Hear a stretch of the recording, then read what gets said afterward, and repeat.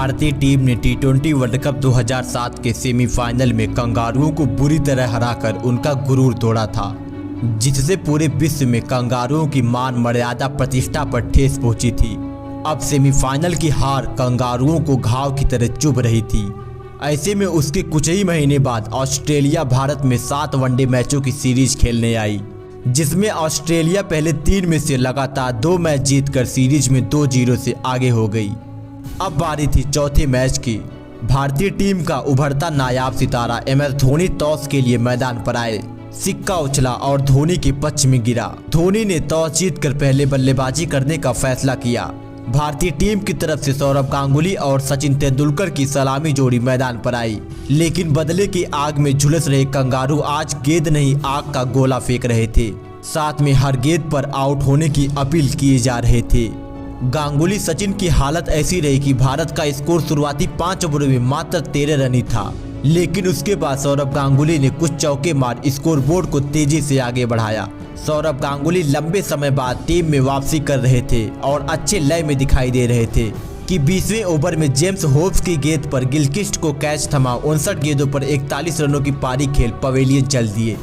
इसके बाद राहुल द्रविड़ की जगह युवराज सिंह मैदान पर आए। फिर युवराज और सचिन ने कुछ अच्छे शॉट्स लगाए, लेकिन बावजूद उसके भारत का रन रेट बढ़ने का नाम नहीं ले रहा था, क्योंकि सचिन केवल 50 रन बनाने के लिए 91 गेंदों का सामना कर लिया था। इसीलिए कोई भी जश्न भी देखने को नहीं मिला। अब युवराज सिंह ने अपने बल्ले को घुमाना शुरू किया और 33वें ओवर तक भारतीय टीम के स्कोर को 150 रन के पार पहुंचा दिया। उसके बाद तो युवराज सिंह विकराल रूप धारण कर रहे थे। लगातार चौके पर चौके लगाए जा रहे थे, लेकिन ऑस्ट्रेलिया को यह बात मंजूर नहीं थी और 36वें ओवर में युवराज सिंह के शानदार पारी को अंत कर दिया। आज युवराज इतिहास नहीं दोहरा पाए और मात्र 39 रन बनाकर पवेलियन चल दिए। इसके बाद कप्तान MS धोनी मैदान पर आए और आते ही कंगारुओं पर आक्रमण कर दिया। उन्हीं के साथ सचिन तेंदुलकर ने भी अपना हाथ खोला, लेकिन धोनी तो आज धोने के मूड से आए थे, क्योंकि कंगारू के सामने कितना भी बड़ा टारगेट क्यों ना हो वह छोटा ही होता था। इसीलिए धोनी लगातार रन गति को तेजी से बढ़ाए जा रहे थे कि तभी सचिन तेंदुलकर के पैड पर गेंद लगी और कंगारू अपील करने लगे। तब तक सचिन अपने क्रीज से बाहर हो चुके थे और एक शानदार थ्रो से सचिन तेंदुलकर 119 गेंदों पर मात्र 79 रन बनाकर आउट हो गए। अब धोनी का साथ निभाने राहुल द्रविड़ मैदान पर आए और आते ही 2 शानदार चौके लगाए, लेकिन वो भी ब्रेकन की एक घातक यार्कर का शिकार हो गए। अब भारतीय टीम का स्कोर 46 ओवरों में 244 रनों पर 4 विकेट हो जाता है। अब इस पारी का 4 ओवरों का खेल बाकी था। यह पारी अब खत्म होने के कगार पर आ चुकी थी और भारतीय टीम को जरूरत थी एक बेहतरीन फिनिशिंग की, जिसके लिए क्रीज पर उथप्पा और MS धोनी की जोड़ी मौजूद होती है। उसके बाद तो दोनों ने मिलकर बड़े शॉट लगाए और स्कोर को तेजी से आगे बढ़ाया और उथप्पा ने 18 गेंदों पर 30 रनों की तेज तर्रार पारी खेली। साथ में धोनी ने पारी की लास्ट बॉल पर एक लंबा छक्का जड़ अपना अर्धशतक तो पूरा किया ही, साथ में मोमेंटम को भी ड्रेसिंग रूम में अपने साथ ले गए। धोनी की बेहद ही तेज पारी की मदद से भारतीय टीम ने कंगारू के सामने 50 ओवरों में 292 रनों का विशाल टारगेट सेट किया, लेकिन इस बात से हर कोई वाकिफ था कि ऑस्ट्रेलिया किसी भी टारगेट को पल भर में समाप्त कर सकती है, क्योंकि उसके पास एडम गिलक्रिस्ट और मैथ्यू हेडन जैसी खतरनाक सलामी जोड़ी थी। तो वहीं मिडिल ऑर्डर में पॉन्टिंग, क्लार्क और एंड्रू साइमंड जैसा खूंखार बल्लेबाज जो किसी के करियर को पल भर में खाने का दम रखते थे। अब ऑस्ट्रेलिया की तरफ से एडम गिलक्रिस्ट और मैथ्यू हेडन की धाकड़ सलामी जोड़ी मैदान पर आई और पारी की शुरुआत में ही कंगारू अपने होने का परिचय देने लगे। लगातार बड़े शॉट लगाए जा रहे थे।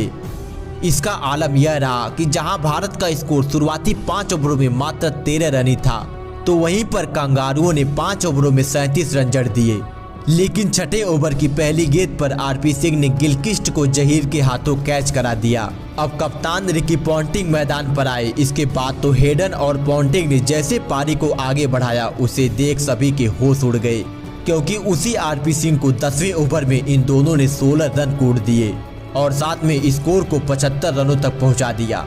उसके बाद भी बड़े शॉट लगाए जा रहे थे, रुकने का नाम नहीं ले रहे थे। अब हर भारतीय गेंदबाज केवल एक विकेट के लिए तरस रहा था, लेकिन उनको गेंदबाजों पर कोई तरस नहीं आ रहा था। तभी 19वें ओवर में पठान की गेंद पर धोनी ने पॉन्टिंग को स्टंपिंग कर पवेलियन का रास्ता दिखा दिया काफी हद तक यह विकेट धोनी का था, क्योंकि तेज गेंदबाजी के सामने स्टंपिंग करना कितना चैलेंज भरा होता है इसका अंदाजा आप भी बखूबी लगा सकते हैं।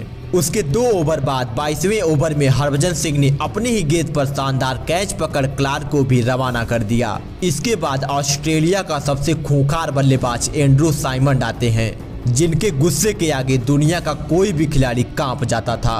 साइमंड आते ही भारतीय गेंदबाजों पर टूट पड़े। उधर हेडन भी एक शानदार पारी को बुने जा रहे थे और एक वक्त पर ऑस्ट्रेलिया को 98 गेंदों पर सिर्फ 102 रनों की दरकार होती है। साथ में हाथ में 7 विकेट होता है। ऐसे हालात में कंगारू अपनी विजय रथ पर सवार हो चुके थे, लेकिन मुरली कार्तिक ने तभी हेडन को बाउंड्री पर कैच करवा मैच में वापसी करा दिया। मैथ्यू हेडन ने 92 रनों की एक बेहद ही शानदार पारी को अंजाम दिया, लेकिन ऑस्ट्रेलिया को जीत नहीं दिला सके। पर अभी भी भारतीय टीम के लिए खतरा टला नहीं था, क्योंकि एंड्रू साइमंड जैसा खूंखार बल्लेबाज अभी भी क्रीज पर मौजूद होता है और साइमंड लगातार इसका आभास भी करा रहे थे। लगातार चौके छक्के लगाए जा रहे थे। एक वक्त पर ऑस्ट्रेलिया को 40 गेंदों पर मात्र 47 रनों की जरूरत होती है।